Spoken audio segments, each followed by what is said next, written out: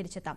ശ്രീ രഘുനാഥ് നായർ കൂടി നമുക്കൊപ്പം ചേരുന്നു. ശ്രീ രഘുനാഥ് നായർ, നോക്കൂ, ഇന്ത്യ പാകിസ്ഥാൻ ഏറ്റുമുട്ടലിന്റെ ഈ ഏറ്റവും ഒടുവിൽ കഴിഞ്ഞ യുദ്ധസമാനമായ ഏറ്റുമുട്ടലിന്റെ ഘട്ടത്തിൽ ഇന്ത്യയുടെ ഓപ്പറേഷൻ സിന്ദൂറിന് പകരമായി അവിടെ നിന്ന് പ്രതിരോധമുണ്ടാകുന്നു.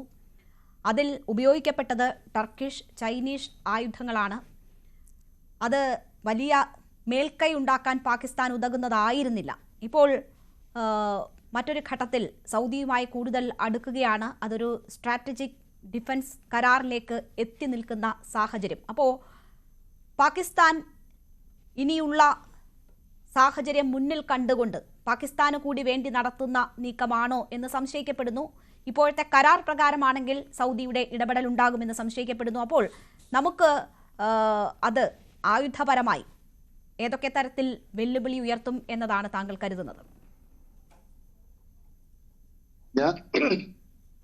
ബേസിക്കലി ഇന്ത്യക്ക് ഇത് യാതൊരു വിധത്തിലുള്ള വെല്ലുവിളിയും ഉയർത്തില്ല എന്നാണ് ഞാൻ കരുതുന്നത്. അതിന്റെ കാരണങ്ങൾ പലതുണ്ട്.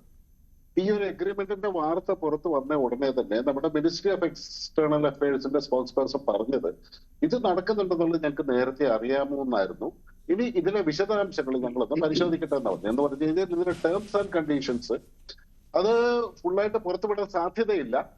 എന്തായാലും സൗദി അറേബ്യ പാകിസ്ഥാനുമായിട്ട് ഇങ്ങനെ ഒരു കരാറിലെത്തുമ്പോൾ സൗദി അറേബ്യ ഇന്ത്യയുമായിട്ടുള്ള പ്രസന്റ് റിലേഷൻഷിപ്പ് എന്താണെന്നും കൂടി ആലോചിച്ചിട്ടുള്ള ടേംസ് ആൻഡ് കണ്ടീഷൻസിലേക്ക് ഇടപെടുമെന്നുള്ള കാര്യത്തിൽ ഉറപ്പാണ്. കണ്ണുമടച്ച് ഇന്ത്യ പാകിസ്ഥാൻ കോൺഫ്ലിക്ട് ഉണ്ടാക്കി കഴിഞ്ഞാൽ സൗദി ചാടി വീണേക്കാവുന്നൊന്നും ഒരു കാലത്ത് പാകിസ്ഥാനെ പോലുള്ള ഒരു പിച്ചച്ചട്ടി കൊണ്ട് നടക്കുന്ന രാജ്യത്തിനോട് കമ്മിറ്റ് ചെയ്യില്ല. നമ്പർ 1.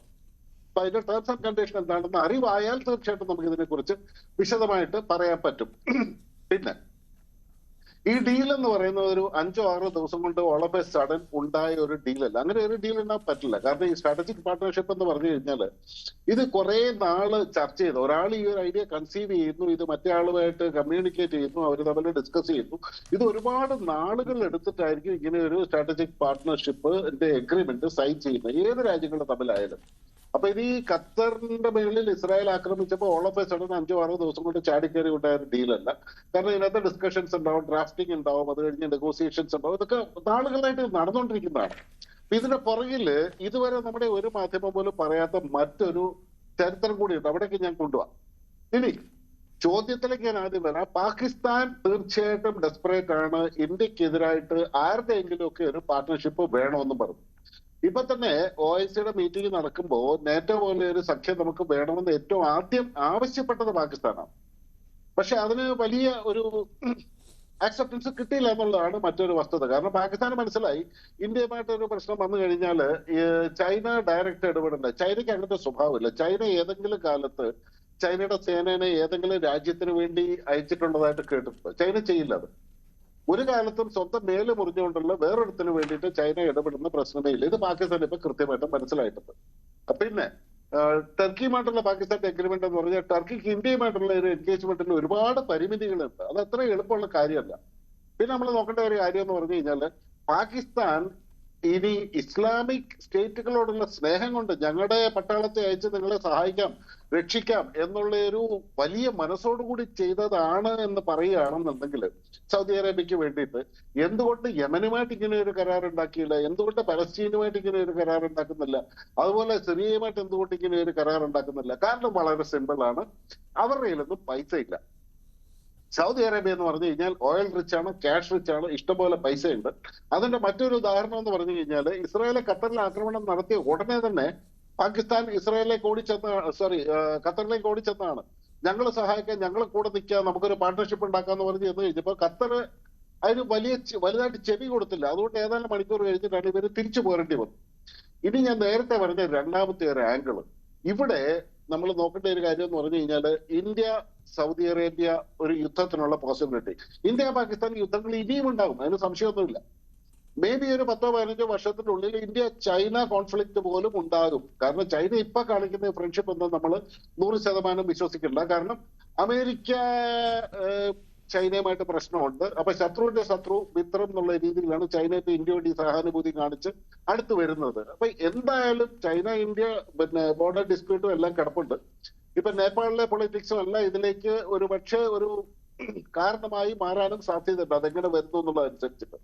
അപ്പൊ ഇവിടെ വിഷയം അതല്ല. പാകിസ്ഥാനുമായിട്ട് ഇന്ത്യക്ക് ഒരു കോൺഫ്ലിക്ട് എന്തായാലും വീണ്ടും ഉണ്ടാകും. കാരണം അവർ ഒരു കാരണവശാലും ഇത്രയേറെ യുദ്ധങ്ങൾ നടത്തിയിട്ട് അവർ പാഠം പഠിക്കില്ല തീരുമാനിച്ചിരിക്കുക. ഇപ്പൊ തന്നെ വളരെ കൃത്യമായിട്ട് പാകിസ്ഥാൻ ഗവൺമെന്റും മിലിറ്ററിയും ISIയും എല്ലാം ഈ ടെററിസ്റ്റ് ഓർഗനൈസേഷൻസിനെ റീബിൽഡ് ചെയ്യാൻ വേണ്ടിയിട്ടുള്ള ഫണ്ടിങ് ധാരമായിട്ട് നടത്തുന്നുണ്ട്. എന്തിനാണ് ചെയ്യുന്നത്? ഇന്ത്യക്കെതിരെ തന്നെ. ഇവിടെ നമ്മൾ ഇതിപ്പോ ഒരു ഹൈപ്പോത്തറ്റിക്കലി നോക്കുകയാണ്. ഇപ്പൊ പാകിസ്ഥാനും ഇന്ത്യയായിട്ട് കോൺഫ്ലിക്ട് ഉണ്ടാകുന്നു, അതിനകത്ത് സൗദി അറേബ്യ ഇടപെടും എന്ന് പറഞ്ഞു കഴിഞ്ഞാൽ എങ്ങനെ ഇടപെടുമെന്നായി പറയുന്നത്? ഒന്നാമത്തെ കാര്യം, ഇന്ത്യയും സൗദിയുമായിട്ടുള്ള റിലേഷൻഷിപ്പ്. നമുക്കും 2019 നമ്മൾ സൗദി അറേബ്യയുമായിട്ട് ഒരു സ്ട്രാറ്റജിക് പാർട്ണർഷിപ്പ് നമ്മൾ സൈൻ ചെയ്തിട്ടുണ്ടല്ലോ. ഒരു സ്ട്രാറ്റജിക് പാർട്ണർഷിപ്പ് കൗൺസിൽ തന്നെ ഉണ്ടല്ലോ. അപ്പൊ അതിനകത്ത് പൊളിറ്റിക്കൽ ആയിട്ടുള്ള കോഓപ്പറേഷൻസ്, ഡിഫൻസിന്റെ cooperations, economy, energy, technology, tourism, counter terrorism അതിൽ വരുന്നുണ്ടല്ലോ. ഇന്ത്യ പാകിസ്ഥാൻ കോൺഫ്ലിക്ട് ഉണ്ടാകുന്നുണ്ടെങ്കിൽ തീർച്ചയായിട്ടും അത് ടെററിസത്തിന്റെ എതിരായിട്ട്, കൗണ്ടർ ടെററിസം ആയിട്ടുള്ള ഒരു കോൺഫ്ലിക്ട് ആയിരിക്കും. അപ്പൊ നമ്മളും സൗദിയുമായിട്ടുള്ള എഗ്രിമെന്റ് പ്രകാരം, കൗണ്ടർ ടെററിസം എഗ്രിമെന്റിന്റെ പ്രകാരം സൗദി അറേബ്യ നമ്മളെ സപ്പോർട്ട് ചെയ്യണമല്ലോ. ഇനി അത് തന്നെയല്ല, സൗദി അറേബ്യ പാകിസ്ഥാനുമായിട്ടുള്ള ബന്ധം എന്ന് പറഞ്ഞാൽ സൗദിക്ക് പാകിസ്ഥാനിൽ നിന്ന് കിട്ടാനൊന്നുമില്ല. ഓയിലായിട്ടും പണമായിട്ടും അല്ല ഇങ്ങനെ പാകിസ്ഥാന് കൊടുത്തുകൊണ്ടിരിക്കുകയാണ് സൗദി അറേബ്യ. അതൊരു ഇസ്ലാമിക് രാഷ്ട്രം എന്നുള്ള ഒരു സെന്റിമെന്റ്സ് വെച്ചിട്ട് ഇവരുടെ കൂടുതലുണ്ട്, ഒരു ഡൊണേഷൻ പോലെ, സക്കാത്ത് കൊടുക്കുന്ന പോലെ. അപ്പൊ ഒരു 42 ബില്യന്റെ ട്രേഡാണ് ഇപ്പൊ ഇന്ത്യയുമായിട്ട് സൗദി അറേബ്യക്ക് ഉള്ളത്. അപ്പൊ സൗദി അറേബ്യ ഒരു കാരണവശാലും അവർ 25-30 വർഷം കഴിയുമ്പോൾ സൗദിയുടെ ഓയിൽ തീരും. അത് കഴിഞ്ഞ് അവർക്ക് ജീവിക്കാനുള്ള മറ്റുള്ള വഴികൾ നോക്കണം. അപ്പൊ ഇന്ത്യയുമായിട്ട് ഒരു കാരണവശാലും സൗദി അറേബ്യ ഇങ്ങനെ ഒരു ഇടപെടൽ നടത്താനുള്ള സാധ്യതയില്ല. ശരി, പിന്നെ ആശങ്കപ്പെടേണ്ട സാഹചര്യമില്ല എന്നാണ് താങ്കൾ സൂചിപ്പിക്കുന്നത്. താങ്കളിലേക്ക് തിരിച്ചെത്താം. കേണൽ ഡിന്നി കൂടി ഈ ഘട്ടത്തിൽ നമുക്കൊപ്പം ചേരുകയാണ്. കേണൽ ഡിന്നി, വിദേശകാര്യ മന്ത്രാലയത്തിന്റെ ഇതുമായി ബന്ധപ്പെട്ടുള്ള ആദ്യ പ്രതികരണം എന്ന് പറയുന്നത് ഈ വിഷയം